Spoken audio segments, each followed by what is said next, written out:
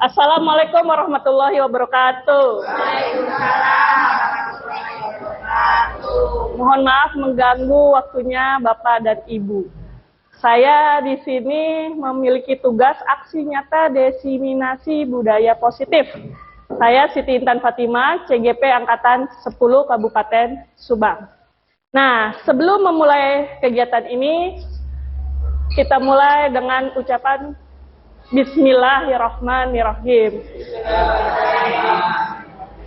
Nah, kita ucapkan dulu slogan dari SMP 2. Tahu kan SMP 2?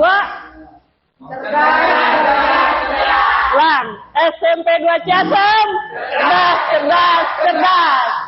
Nah, kali ini saya akan menjelaskan mengenai budaya positif.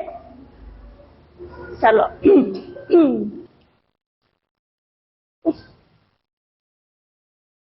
Yang pertama, kita akan membahas tentang pembelajaran dengan paradigma baru. Pembelajaran dengan paradigma baru adalah proses pembelajaran yang berorientasi pada penguatan kompetensi dan pengembangan karakter sesuai nilai-nilai Pancasila. Di mana kalau yang zaman dulu itu, pembelajaran menggunakan metode ceramah dari guru, hanya sebagai metode ceramah. Tidak ada kolaborasi, tidak ada presentasi anak ke depan. Nah, adapun terlihat perbedaannya antara pembelajaran yang dulu dengan sekarang. Kalau yang dulu pembelajarannya seperti apa yang Bapak Ibu tahu? Monoton. Nah, terus apa lagi? Guru yang banyak ngomong. Teacher center. Terus guru banyak ngomong. Terus siswanya menyimak. Terus siapa? Anaknya nggak aktif. Nah, terus apa lagi? Udah. Nah, itu salah satu bagian-bagiannya. Yang dulu itu tadi berpusat pada guru. Murid belajar individu. Murid belajar di dalam kelas. Murid berfokus hanya pada capaian. Kalau yang sekarang, murid itu pembelajaran itu berpusat kepada siswa, anak yang aktif, bukan guru. Selanjutnya, murid belajar secara berkolaborasi, kerjasama. Ada yang bentuknya kelompok besar, ada yang bentuknya kelompok kecil. Selanjutnya ada lagi, murid belajar yang tadinya di dalam kelas saja, sekarang pembelajaran bisa dilakukan di dalam dan di luar kelas. Kayak kemarin, P5.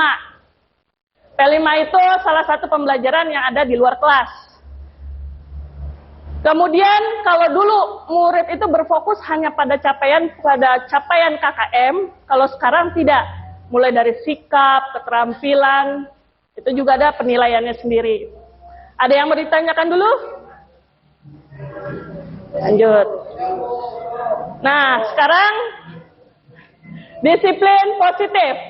Apa yang dimaksud dengan disiplin positif? Ada yang tahu? Ada yang tahu? Disiplin apa Pak Iwan?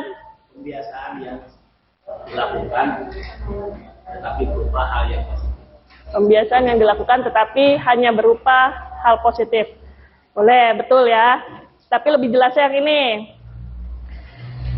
Disiplin positif. Disiplin positif adalah proses pembelajaran atau proses pendisiplinan terhadap anak tanpa memberikan ancaman atau memberikan hukuman. Nah, kan selama ini kalau yang namanya disiplin kan ikutin aturan, tidak menuruti aturan, hukum. Nah, di sini tidak. Dia diciptakan disiplin positif ini diciptakan dari motivasi diri dia sendiri. Jadi biar kalaupun dia melakukan sesuatu, dia akan takut kesalahan pada diri dia sendiri. Selanjutnya, tadi, seperti yang dikemukakan oleh Ki Hajar Dewantara maupun Diana Gosen, di mana kedua pakar pendidikan mengartikan disiplin sebagai bentuk kontrol diri, yaitu belajar untuk mengkontrol diri agar dapat mencapai suatu tujuan yang mulia. Tujuan mulia di sini mengacu pada nilai-nilai atau prinsip-prinsip mulia yang dianut seseorang. Kita namakan nilai-nilai tersebut sebagai nilai-nilai kebajikan yang universal. Yang seluruhnya tanpa membedakan agama, ras, suku, budaya, tidak ada pembedanya. Selanjutnya, tadi ada motivasi intrinsik. Nah, apa sih motivasi perilaku manusia itu ada 3. Yang pertama, untuk menghindari ketidaknyamanan atau hukuman.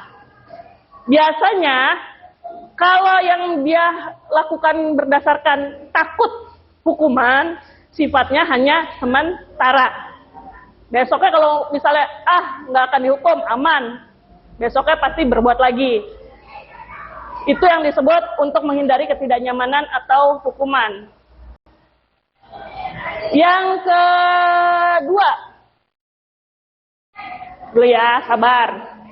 Yang kedua, untuk mendapatkan imbalan. Biasanya kan ada anak, ayo maju ke depan, nanti dapat dikasih permen, atau dapat dikasih duit.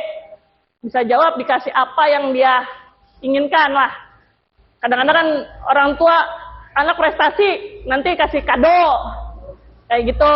Nah, ini motivasi untuk mendapatkan imbalan atau penghargaan. Ini sifatnya juga sebenarnya bagus-bagus, jelek-jelek ada semua di sini. Bagusnya, biasanya pertamanya doang dia semangat. Ayo, saya mau biar dapat hadiah itu, saya harus begini. Dia berusaha. Tapi jeleknya, itu sifatnya mentok. Artinya anak itu hanya mencapai sebatas itu saja. Berbeda dengan orang yang tidak mendapatkan imbalan. Biasanya orang yang tidak mendapatkan imbalan, capaiannya jauh lebih berkembang. Ilmu yang didapatnya jauh lagi lebih baik. Ada yang mau ditanyakan dulu?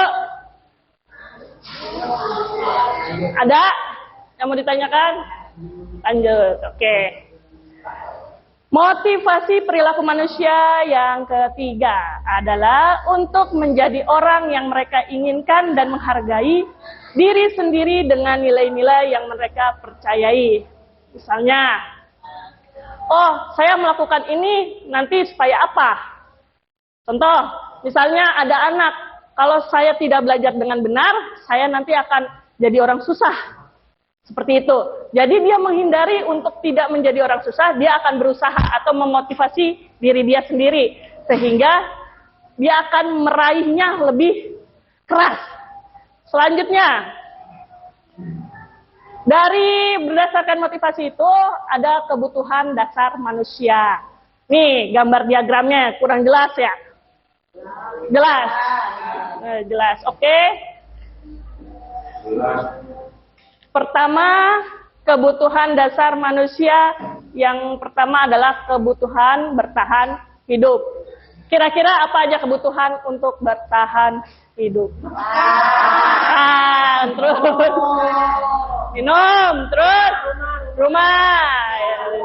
Itu kebutuhan yang sangat dasar ya, bertahan hidup. Selanjutnya, kebutuhan yang kedua adalah kebutuhan akan kasih sayang dan rasa diterima. So, kalau nggak ada kasih sayang, mau nggak? Nggak. Nah, yang ketiga, penguasaan atau kebutuhan pengakuan atas kemampuan. Yang kayak gimana? Ada yang tahu? Enggak? Kebutuhan yang ketiga adalah penguasaan atau kebutuhan pengakuan atas kemampuan. Iya, sama. Ya mungkin intinya dia itu pengen diakui menjadi sesuatu, jadi dia memunculkannya. Biasanya itu. Karena laki-laki jadi seorang suami. Nah, betul. Betul Pak Iwan, betul.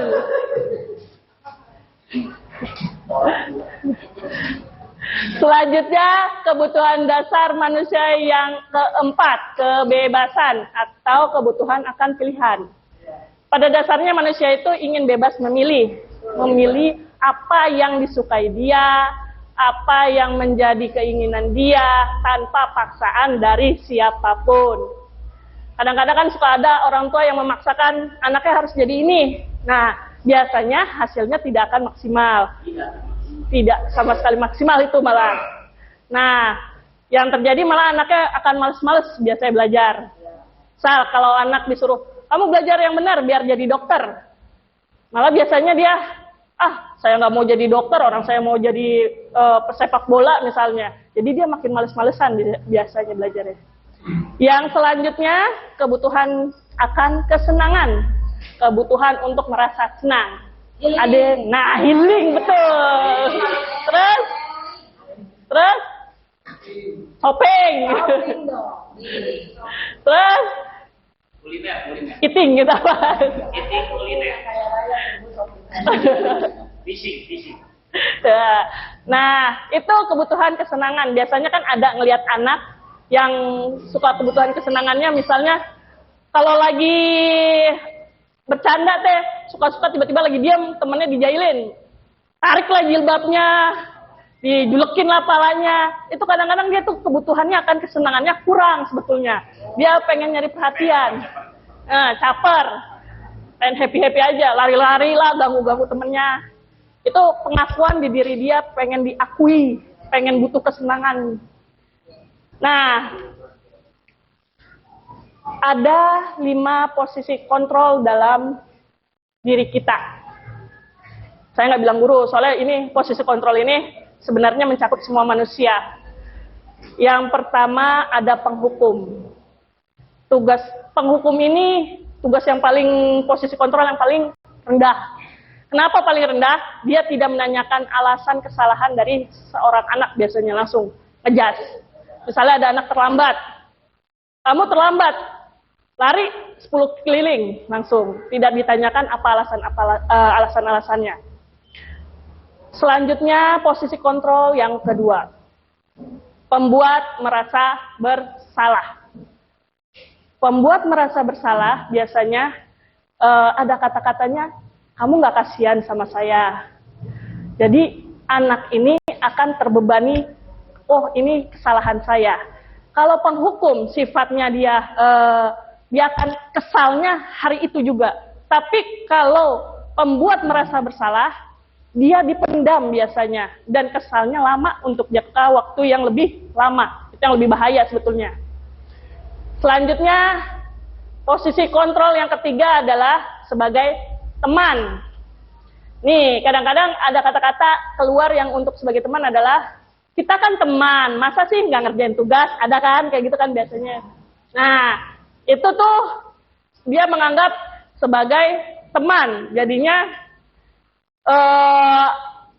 anak itu akan merasa, oh ini loh temennya. Kekurangannya, nanti kalau misalnya dia melakukan sesuatu dan tidak dapat dibenarkan oleh temannya, dia merasa kecewa berat. Oh teman saya aja nggak gitu ke saya, kayak gitu. Dia teman pengkhianat biasanya tuh kata-kata yang keluar. Yang keempat ini yang udah mulai boleh diterapkan sebagai guru. Posisi kontrol yang keempat. Tadi pemantau. Tugasnya pada bagian pemantau, dia hanya memantau. Misal, kamu terlambat, kamu tahu kan konsekuensinya? Kalau terlambat konsekuensinya apa? Kalau tidak mengerjakan tugas, konsekuensinya apa? Itu yang pemantau.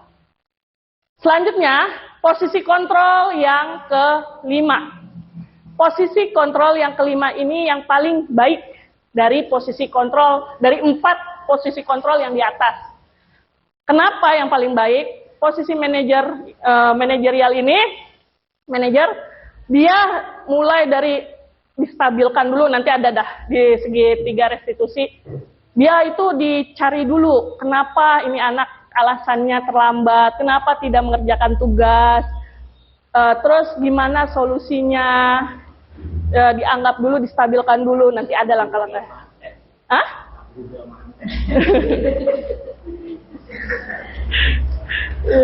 Ntar dulu.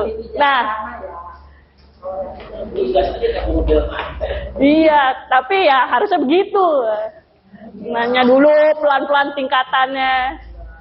Nah, ya guru yang sangat-sangat bijaksana yang manajer ya.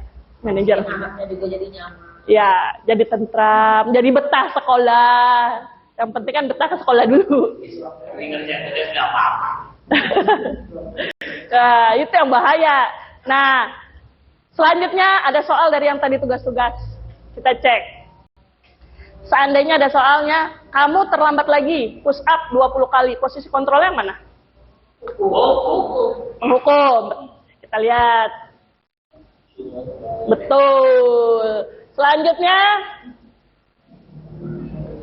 yang kedua soalnya. Baca dulu. Kenapa kamu tidak masuk lagi? Ibu jadi ditegur oleh guru lain. Apa kamu tidak kasihan sama ibu? Nah, kita lihat betul nggak jawabannya? Pembuat rasa bersalah, betul ya? Udah mulai paham ini tandanya.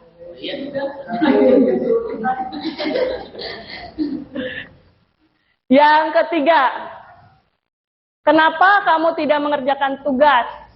Kamu tahu nilai-nilai keyakinan apa yang kamu langgar? Sekarang bagaimana solusinya? Posisi kontrol 4, memantau. Bagaimana solusinya? Yang mana?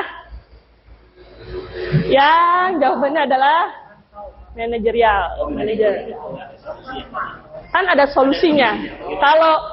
Kalau tadi pemantau hanya sebagai konsekuensinya apa? Ini kamu kenapa? Tapi kalau menimbulkan solusi, ya manajer.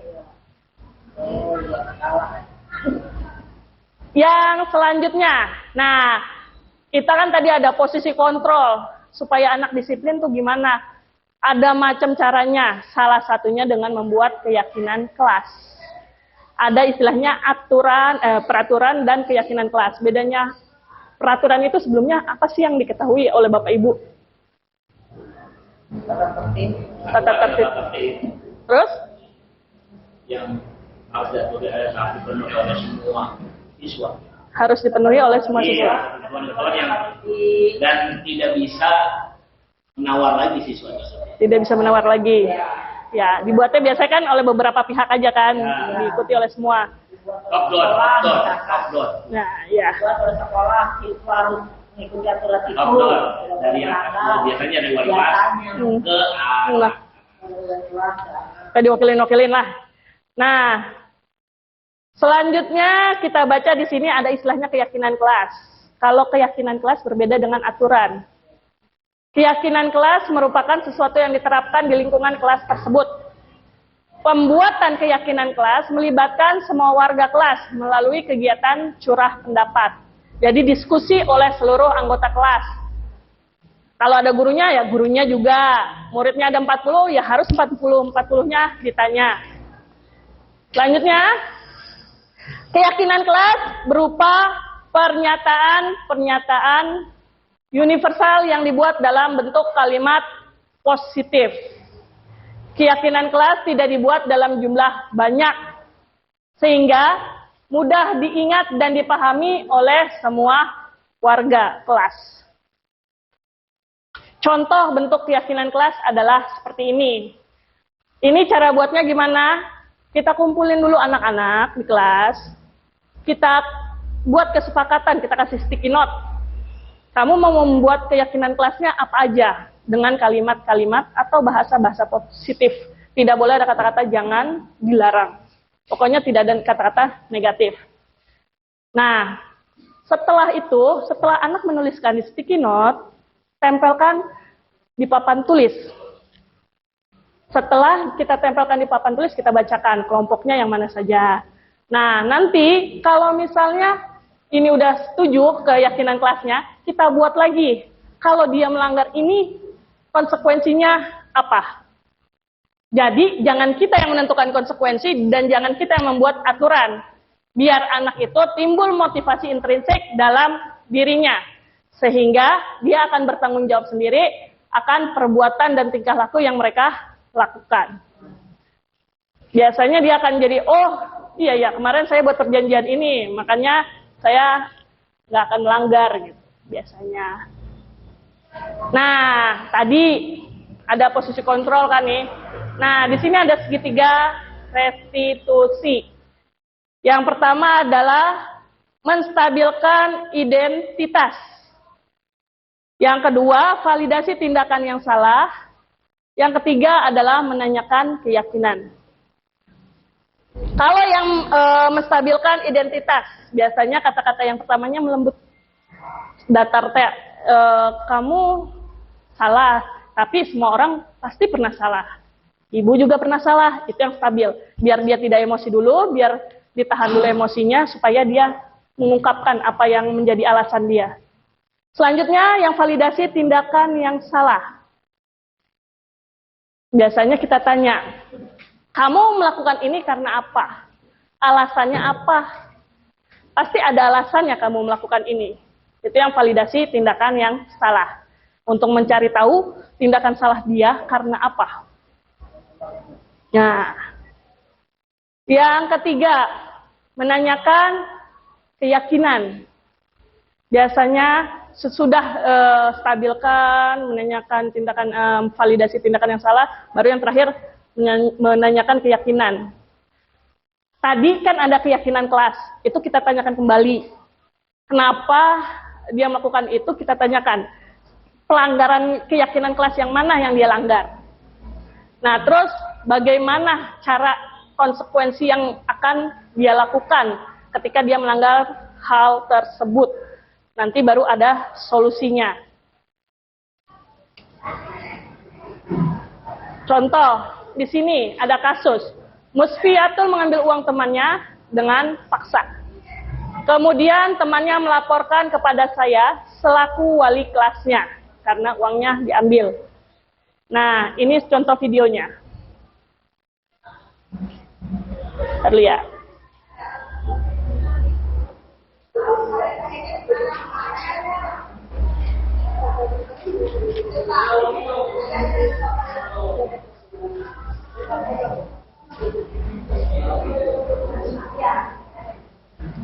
Di sini Musfiatul yang pertama dilakukan adalah menstabilkan identitas dulu. Kita tanya dulu.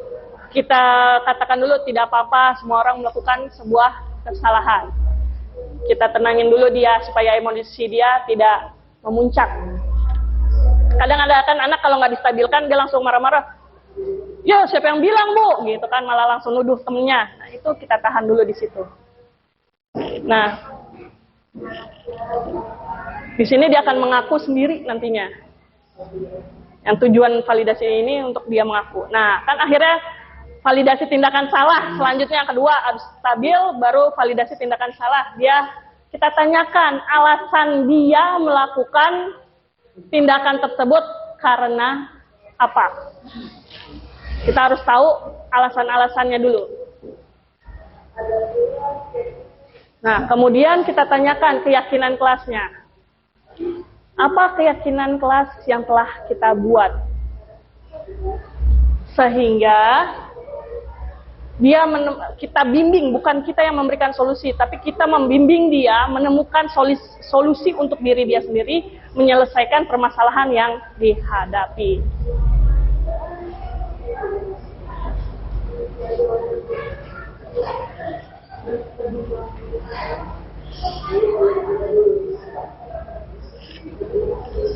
Ya kan, dibimbing solusinya untuk dia mencari solusi sendiri, supaya jangan sampai kita yang ngasih solusi.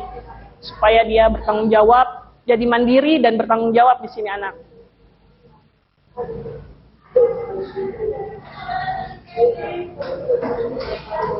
Oke. Selanjutnya, setelah itu kita bimbing dia menemui yang melakukan solusinya, dan kemudian dia akan memberikan tanggapan atas semua yang telah dilakukan berdasarkan segitiga restitusi tersebut.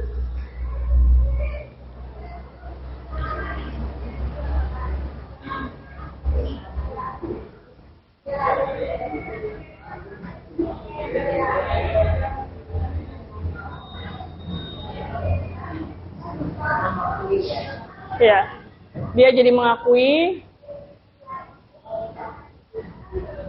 dan berubah menjadi orang lebih baik lagi ke depannya. Nah, kira-kira seperti itu. Nah, dari semua PPT yang saya sampaikan atau materi yang saya sampaikan, ada nggak yang mau ditanyakan atau perlu ditukar pikiran oleh kita? Terutama mengenai yang anak penghukum tadi ya. Ada yang mau disampaikan? Ada yang mau ditambahkan? Cukup jelas. Cukup jelas. Mah jangan cukup jelas ya. Kurang mestinya. Nah, tar dulu kita ini lagi ya, flashback dulu yang tadi. Kegiatan yang 5 posisi kontrol tadi, yang penghukum. Terus apa lagi? Pembuat rasa bersalah. Ketiga, teman, pemantau, manajerial. Nah, tadi kebutuhan dasar manusia ada apa aja?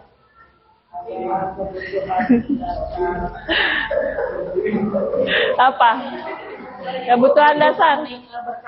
Bertahan hidup. Cinta dan kasih sayang. Rasa kasih sayang. Pengakuan. Terus? Kesenangan. Terus?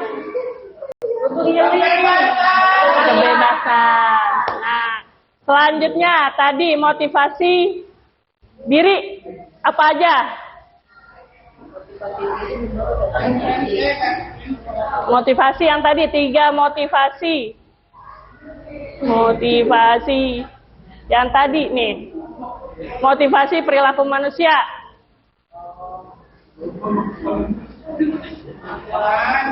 Untuk menghindari ketidaknyamanan dan hukuman. Terus?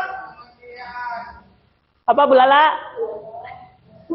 Untuk menghindari hukuman atau Untuk yang kedua adalah untuk mendapatkan imbalan atau hadiah. Yang ketiga yang muncul dari diri dia sendiri, kesadaran untuk menjadi mereka yang inginkan dan menghargai diri sendiri dengan nilai-nilai yang mereka percayai. Kira-kira ada pertanyaan dulu sampai sini? Cukup ya? Oke. Terima kasih atas waktu dan kerjasamanya Bapak dan Ibu. Oke.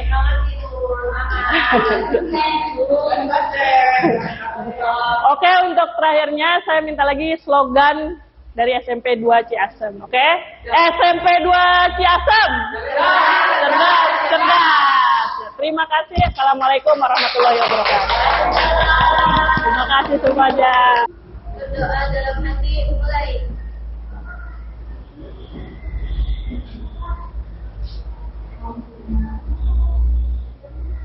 Selesai.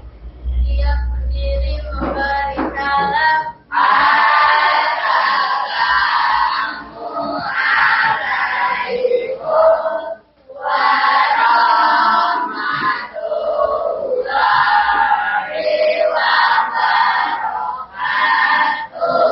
Waalaikumsalam warahmatullahi wabarakatuh. Silakan duduk.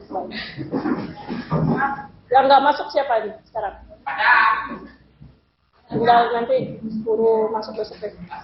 Nah, sekarang saya mau buat keyakinan kelas.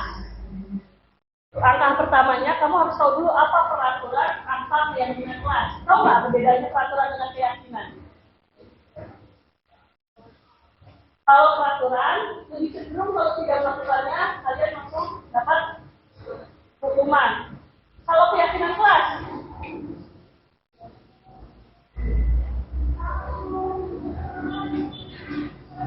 apa? Keyakinan kelas itu dibuatnya bersama. Jadi peraturannya atau sanksinya ditentukan bersama. Nah, pada kesempatan kali ini saya meminta kalian membuat keyakinan kelas atau aturan kelas. Buat secara bersama-sama. Bertanggung jawab sendiri dengan peraturan yang kalian buat. Yang tidak ada boleh kata jangan. Misal di kelas jangan ada yang menonjok. Kamu ubah kata-katanya. Kelas harus berteman dengan. Ada yang bertanya dulu? Oke. Ini saya bagikan, nanti dikatakan ya.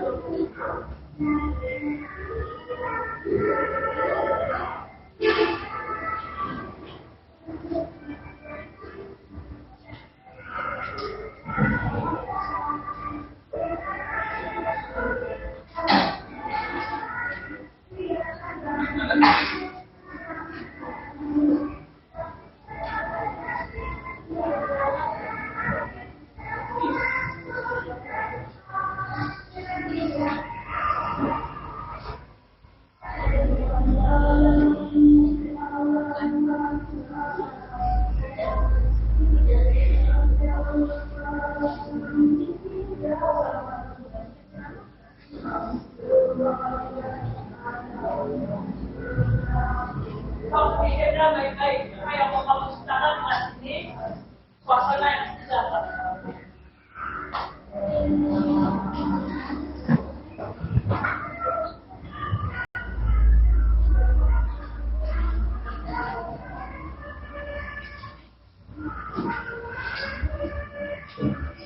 Sudah terpikirkan? Sudah ditulis? Silakan ditempelkan di karton warna biru.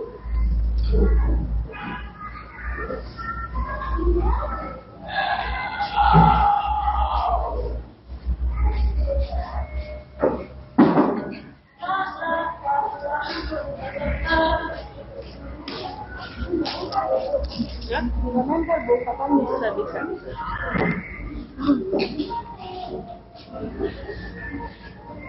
Balik.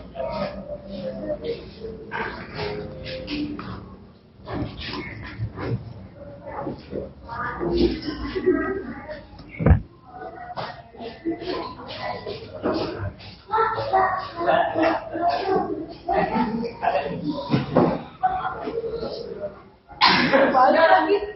Kita balik ya. Di kelas harus saling menghargai karena sama ini yang membantu. Terus membantu dikasih ini. Saling memberi satu sama lain. Oke. Saling menolong. Maksudnya saling membantu ya.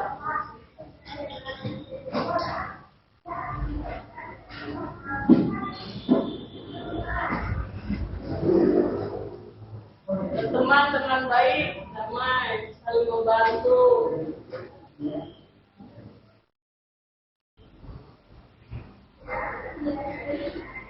Terus apalagi dia selalu menolong. Saling menghargai. Kenapa banyak yang terus saling tolong menolong, berarti saling membantu. Senang-senang iya dengan teman. Kalau susah bukan dibantu, jangan membuli. Nah, berteman dengan baik dan jangan membuli. Iya, membuli. Membantu.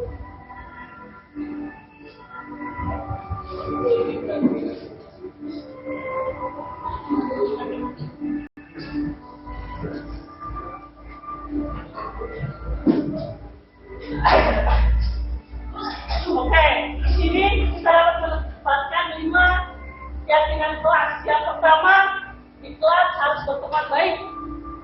Artinya siapa? Kalau menolong, menghargai ya. Berarti sama dong sama ini. Saling membantu, kalau menolong, misalnya ada teman ada kesusahan, kamu punya perasaan saling toleransi. Misalnya membantu apa? Misalnya temannya sakit dibantu. Terus saling memberi satu sama lain. Kalian berikan, misalnya kalian punya apa makanan, jangan sendirian mungkin ya ini. Kamu bagi-bagi. Oke, ini saling menghargai tadi, menghormati keputusan orang lain dalam berucapan. Bersenang-senang dan bergembira ria dengan teman. Nah. Terus sesama teman dilarang membuli. Nah, dari 5 kesepakatan kelas ini, tadi saya ulang, berteman itu dengan baik, saling menghargai pendapat orang lain, terus memberi satu sama lain ya sama, saling membantu dan dilarang membuli. Dari kelima keyakinan kelas ini, kalau kalian melanggar, gimana konsekuensinya? Saya bagi lagi. Ini dulu habisin. Visi.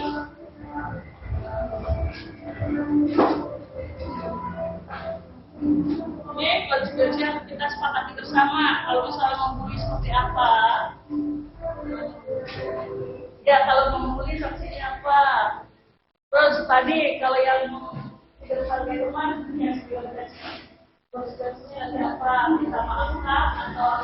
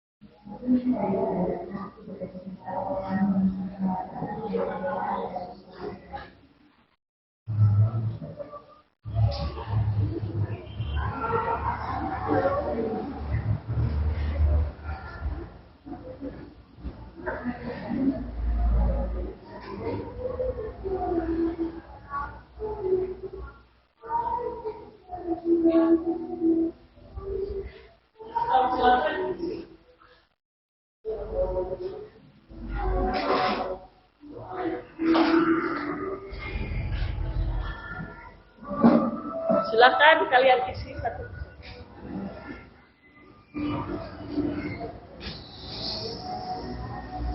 Kalau membuli, kalian harus seperti apa? Kalau terjadi pembulian di kelas ini, kalian sepakat untuk bagaimana? Untuk saling memaafkan kah? Kalau tadi yang harus saling membantu. Jadi kalau melanggar, misalnya ada yang nggak ngebantu temennya, harus gimana?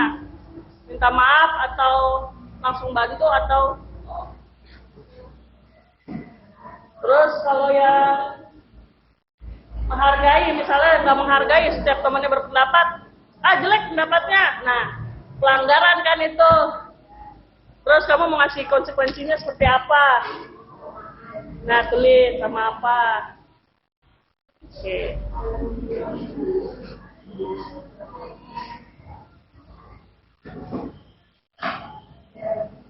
Sudah?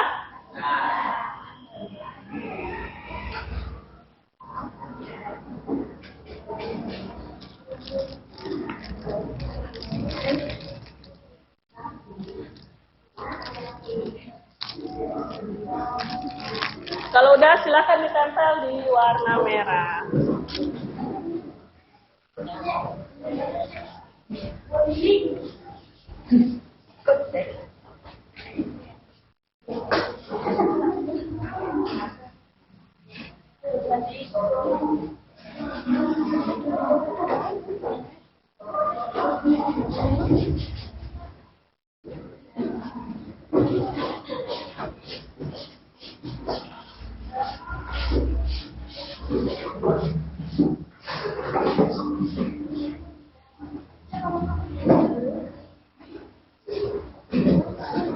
Sudah ya, kita baca pengalaman kelasnya. Tadi, kalau kita membuli teman, kita harus minta maaf. Setuju? Setuju. Oke, nanti harus sadar ya. Terus harus meminta maaf dengan baik dan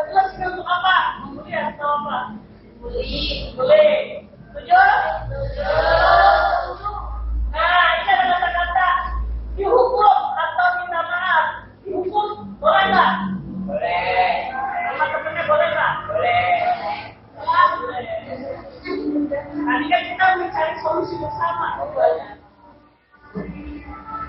Ini minta maaf aja kita terima. Oke. Ini minta maaf juga. Jika tidak menghargai baru mau minta maaf. Kalau udah menghargai baru minta maaf. Setuju? Setuju. Nanti kalau ada yang nyela minta orang lain atau kayak tadi kesalahan kita ingat, hargai nggak tuh? Enggak. Nah itu minta maaf lah. Minta maaf. Udah dimaafin belum? Udah. Apa? Lagi. Oke, bagus. Meminta maaf betul nih. Membuli jika hal itu terjadi di kelas, meminta maaf dan tidak mengulanginya lagi. Setuju? Setuju. Jika ada yang membuli lagi di dalam kelas, kita minta maaf dan berjanji tidak mengulanginya lagi. Harus sadar ya. Ini meminta maaf. Ini hukumannya akan dijauhkan oleh banyak dan dihukum seseorang. Gimana maksudnya deh? Berarti hukuman juga. Kalau bisa jangan ini ya. Kasihan, malah dia kalau dijauhin malah tambah merasa bukan sedih lagi, tapi merasa selamanya nanti itu panjang urusannya. Depresi bisa. Jika membuli teman atau tidak melakukan hukuman, jangan dihukum, tapi bisa maaf saja. Bully sanksinya menasehatinya. Nasehatin, setuju nggak? Setuju, sebagai teman harus nasihatin. Kalau ada masalah tolong dimaafin. Nah. Jadi kalau ada punya masalah, bisa nggak dimaafin? Bisa. Setuju? Setuju. Ini boleh sanksinya minta maaf. Setuju? Setuju. Nah, dari keyakinan kelas tadi, dari nilai-nilai yang kita sepakatin, kita harus melakukannya. Kalau kita melanggar, tadi ada macam-macam bentuk konsekuensinya. Paham? Paham. Sampai sini ada pertanyaan dulu. Nanti kita tanda tanganin surat perjanjian ini. Mengerti? Mengerti. Oke, itu tandanya peraturan itu sudah disepakati oleh seluruh anggota kelas UGM. Sampai sini ada yang mau ditanyakan? Oke. Silakan Gina siapkan untuk pulang. Siapin pulang. Iya. Doa dalam hati mulai.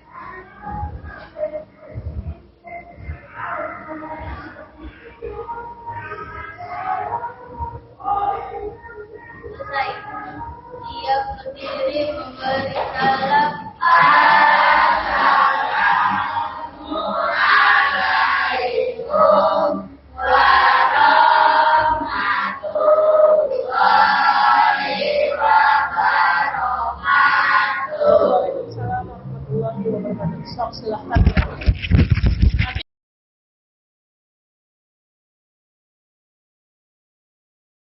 Keyakinan kelas ini, saya merasa aman dan nyaman.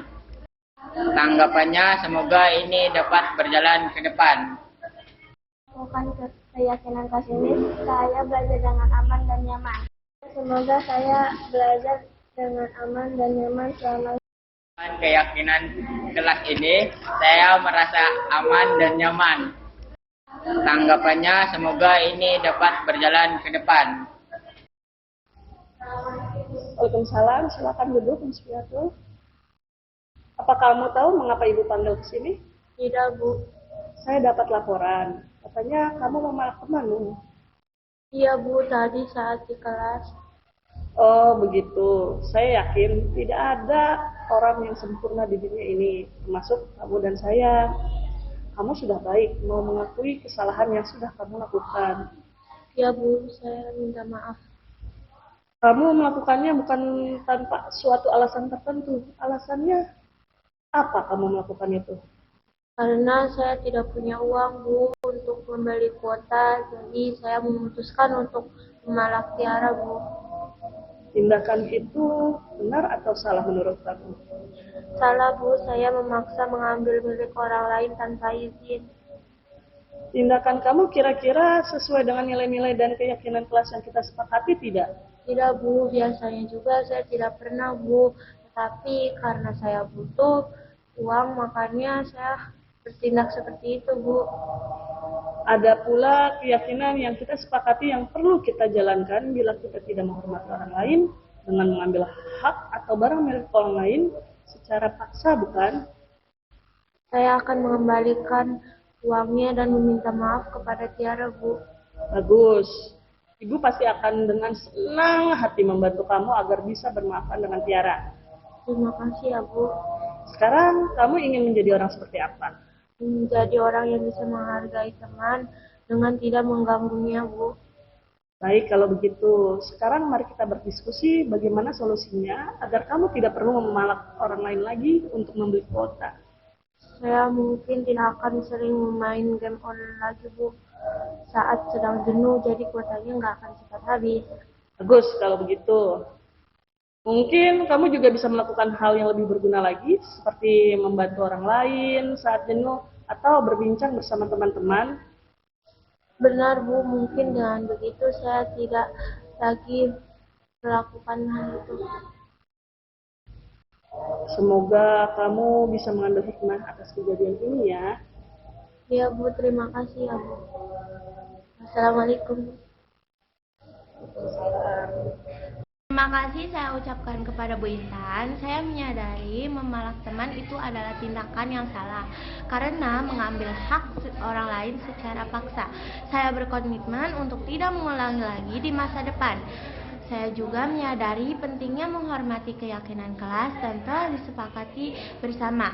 Saya berharap dapat memperbaiki kesalahan saya dan berusaha menjadi orang yang lebih baik. Assalamualaikum warahmatullahi wabarakatuh. Saya Femi Dawati, guru dari SMP Negeri 2 Ciasem, ingin memberikan tanggapan kepada Ibu Siti Intan Badiri. Ibu Intan memberikan materi yang sangat menarik dan menginspirasi, sehingga saya sebagai guru termotivasi untuk ingin menjadi posisi berada di level yang kelima yang dijelaskan beliau, yaitu manajerial. Karena ternyata ketika kita menghadapi anak yang melakukan kesalahan atau pelanggaran, kita jangan hanya bisa menjadi penghukum, tapi kita juga harus bisa mengetahui dulu apa alasan si anak itu membuat kesalahan, dan kita juga bisa memberikan solusi kepada anak itu supaya anak itu nyaman dan bisa menyelesaikan masalahnya dengan baik. Jadi yang disampaikan oleh Bu Intan tadi betul-betul menambah wawasan saya sebagai guru. Terima kasih Bu Intan, semangat. Assalamualaikum warahmatullahi wabarakatuh. Saya Sinta dari SMPN 2 Ciasem akan memberikan tanggapan mengenai diseminasi budaya positif yang dipaparkan oleh Ibu Intan. Ternyata selama ini saya memposisikan diri sebagai penghukum. Ternyata keadaan itu tidak membuat murid menjadi jera, hanya takut saja. Kedepannya, saya akan mencoba memposisikan diri sebagai manajer agar menciptakan pendidikan yang lebih baik. Terima kasih. Wassalamualaikum warahmatullahi wabarakatuh. Assalamualaikum warahmatullahi wabarakatuh. Saya Purwanti dari SMP Negeri 2 Ciasem. Saya akan mengomentari mengenai diseminasi yang disampaikan oleh Bu Intan. Saya sangat termotivasi dengan apa yang telah beliau paparkan tadi, bahwa saya itu selama ini melakukan pembelajaran yang terpusat pada guru. Nah, ternyata itu kurang tepat. Kenapa? Karena memang zamannya sekarang itu guru harus mengikuti perkembangan zaman. Sesuai dengan kurikulum merdeka, pembelajaran harus berpusat pada siswa. Dan apa yang disampaikan Bu Intan itu akan menginspirasi saya dan mengubah saya untuk kedepannya agar saya menjadi guru yang lebih baik, yang bisa memahami siswa saya seutuhnya. Terima kasih. Wassalamualaikum warahmatullahi wabarakatuh. Penjelasan Bu Intan sangat jelas. Semoga saya dapat menjalankan budaya positif di sekolah ini. Setelah mendengarkan penjelasan dari Bu Intan, saya merasa aman dan nyaman sekolah di sini karena menerapkan budaya positif. Assalamualaikum warahmatullahi wabarakatuh. Bapak-bapak dan ibu-ibu, saya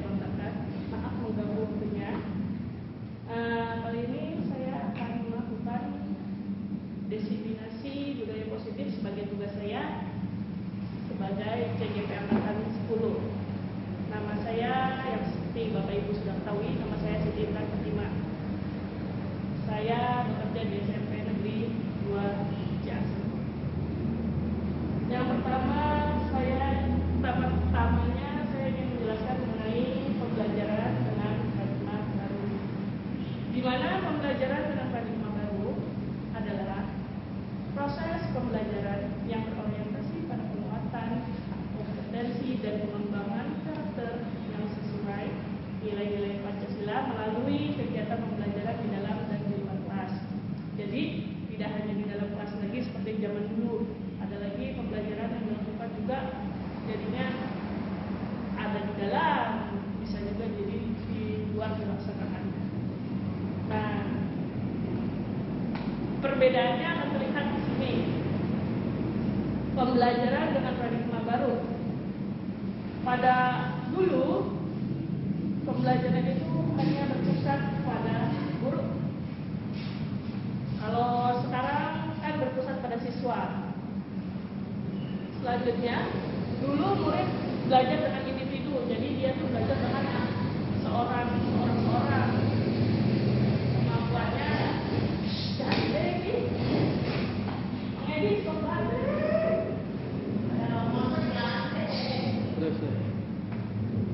pembelajaran dengan paradigma baru berbeda antara dulu dan sekarang.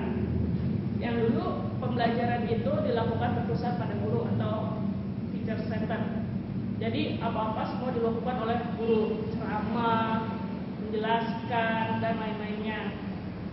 Selanjutnya muridnya akan belajar secara individu. Apa sih?